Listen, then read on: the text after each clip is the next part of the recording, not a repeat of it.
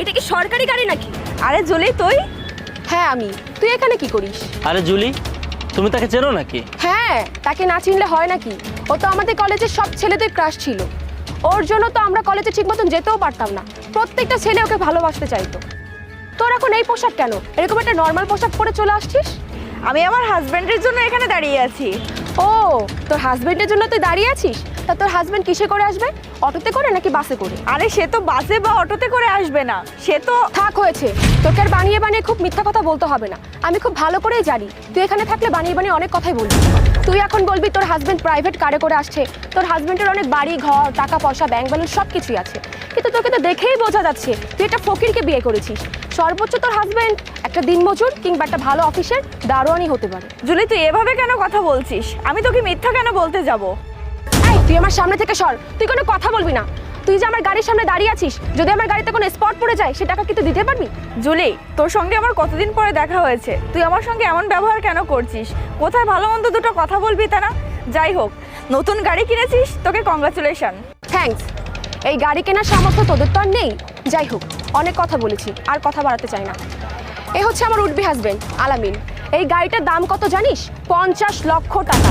যা কেনার সামর্থ্য তোদের কখনোই থাকবে না, তোরা শুধু স্বপ্নেই দেখবি। হ্যাঁ জুলি, তুই একদম ঠিক কথা বলেছিস। গাড়িটা অনেক সুন্দর হয়েছে আর তোদের দুজনকে অনেক ভালো মানাবে। আলামিন জানো ও সবসময় আমাদেরকে কি বলতো? ও সবসময় আমাদেরকে এটাই বলতো ও কাউকে বিয়ে করবে যে কিনা ভালো চাকরি করে, বড়লোক, এমন কাউকে বিয়ে করবে। কিন্তু আজকের অবস্থা দেখো, সামান্য 300 টাকা দামের শাড়ি পরে ওর স্বামীর জন্য এখানে দাঁড়িয়ে আছে।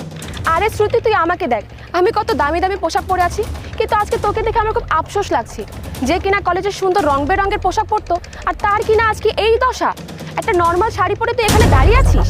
কলেজে থাকাকালীন অবস্থায় তোকে দেখে আমি খুব জেলাস ফিল করতাম, তোকে অনেক কথা বলতে যে আমি বলতে পারিনি। কিন্তু আজকে দেখ, আজকে আমার হবু হাজবেন্ডের সব কিছু আছে, আর আজকে ওর এত টাকা পয়সা আছে যে আমি অহংকারের দাপট দেখে তোর সাথে কথা বলতে পারছি।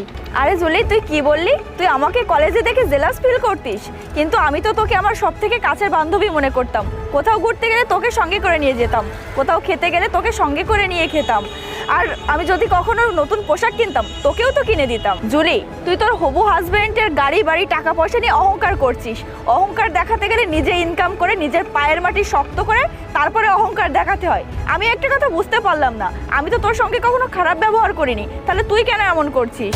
আরে শোন, তোকে দেখে আমার খুব ভালো করেই বোঝা হয়ে গেছে তোর হাজবেন্ড তোকে কতটা ভালোবাসে। বাহ জুলি, 2 দিন টাকা পয়সার মুখ দেখে তুই তো দেখছি অনেক ধনী হয়ে গিয়েছিস, মানুষের পোশাক আশাক নিয়ে বিচার করছিস। জুলি জানিস ভালোবাসা নিয়ে কারা কথা বলে? যারা ভালোবাসা পায় না তারাই ভালোবাসা নিয়ে কথা বলে। আমার জীবনে ভালোবাসার কোনো অভাব নেই, আমার হাজবেন্ড আমাকে অনেক ভালোবাসে, অনেক কেয়ার করে, আর এই ভালোবাসার কথাটা তাই আমাকে অন্য কাউকে বলতে হয় না। আমাকে যারা কাছ থেকে চেনে বা জানে তারা খুব ভালো করে জানে যে আমি কেমন আছি। হয়েছে হয়েছে, তোকে আর বানিয়ে কোনো কথা বলতে হবে না। তুই আমাকে এটাই বলবি তাই না, যে তোর হাজবেন্ডের টাকা পয়সা ব্যাংক ব্যালেন্স সব কিছু আছে। আচ্ছা যাই হোক, তোকে তো আমি কলেজ লাইফে কিছু বলতে পারিনি, কিন্তু আজকে তোর এই করুণ অবস্থা দেখে আমার খুবই শান্তি লাগছে। যাই হোক আলামিন, তুমি এখানে দাঁড়িয়ে আছো কেন? তুমি ওকে 2-4টে কথা শুনিয়ে দাও। আরে আমি আর কি বলবো, রাস্তাঘাটে দাঁড়িয়ে যেন তেন মেয়েদের সাথে কথা বলতে আমার ভালো লাগে না। এমন একটা মেয়ে তোমার বান্ধবী ছিল, আমার ভাবতে যেন কেমন লাগছে। তুমি সময়ের সাথে সঠিক জবাবটা দিয়েছো, সময়ের সাথে রুচিও বদলানো উচিত। যাই হোক, তোমার মতো একটা ওয়েস্টার্ন মেয়ের সাথে এমন একটা খ্যাত মেয়ের বান্ধবী হিসাবে যায় না। ভাইয়া আপনি জুলির হবু হাজবেন্ড হয়ে আমার সঙ্গে এমন ব্যবহার কেন করছেন? জুলি একটা সময় আমার বান্ধবী ছিল, এখন অস্বীকার করছে, তাতে আমার কিছু যায় আসে না। সে পূর্বের জেদ ধরে আমাকে 2-1টা খারাপ কথা বলছে, তাতেও আমার সমস্যা নেই, কিন্তু আপনি তো আমার অপরিচিত, আপনি কেন আমার সঙ্গে এমন ব্যবহার করছেন এটা তো আমি মেনে নিব না।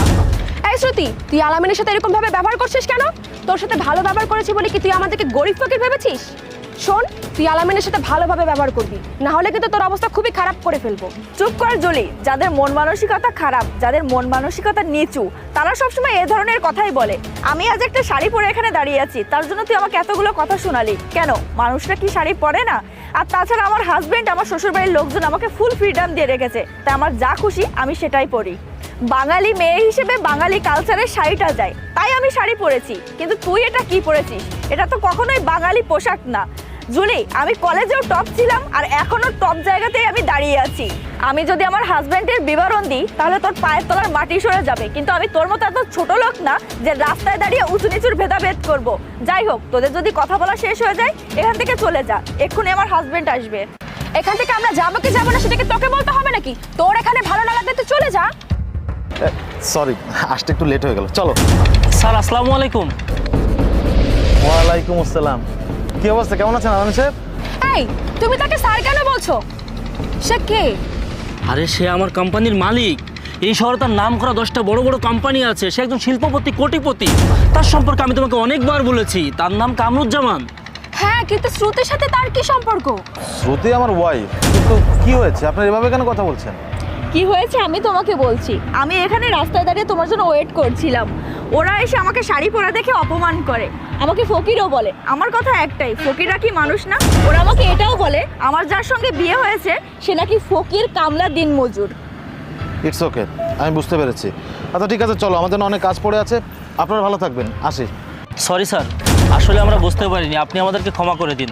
জুলি তুমি দাঁড়িয়ে আছো কোনো, ম্যাডামের কাছে ক্ষমা চাও। আরে তুমি যে গাড়িটাতে চড়ো ওই গাড়িটা আমাকে স্যার গিফট করেছে। তোমাকে যে আইফোনটা কিনে দিয়েছি, আমাদের যেভাবে চলে, যে টাকাগুলো খরচ করি, সব কিছুই আমি স্যারের প্রতিষ্ঠানে চাকরি করে উপার্জন করে থাকি। আর তুমি তাদের সাথে এভাবে খারাপ ব্যবহার করলে কেন? তাদের পোশাক নিয়ে তো কথা বললে।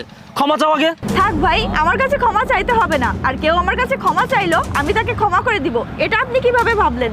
মানুষ তো তাকেই ক্ষমা করে যার মন মানসিকতা ভালো। ভাই, আপনার হবু বউ তো একটা অমানুষ।